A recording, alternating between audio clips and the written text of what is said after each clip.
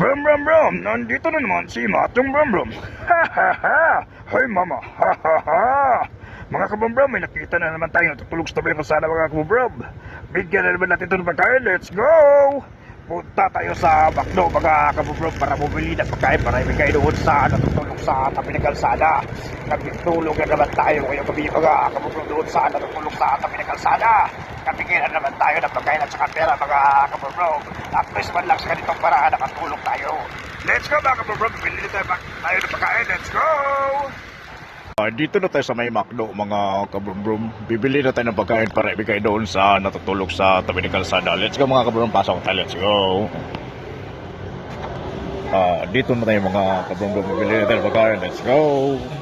Ito na mga kabrum-brum, nakabili na tayo ng pagkain sa McDo at may 1,000 pesos na pera. Ibigay na natin to kay kuya na natutulog sa tabi ng kalsada, let's go.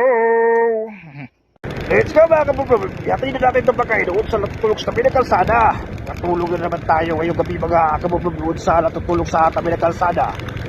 Nabigay na naman tayo ng pagkain at saka pera ngayong gabi mga kabrum-brum. At least man lang sa ganitong paraan nakatulog tayo mga kabrum-brum doon sa natutulog sa tabi ng kalsada. At least man lang pagising niya mamayang umaga may pagkain siya. Let's go mga kabrum-brum, yatin na natin itong pagkain, let's go!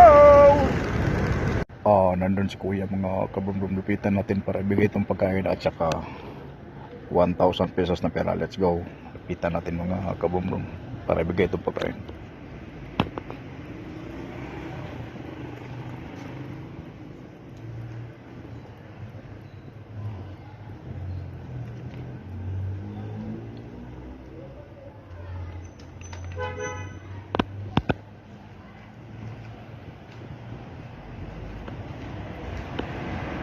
Let's go mga kabrum-brum. Bigay na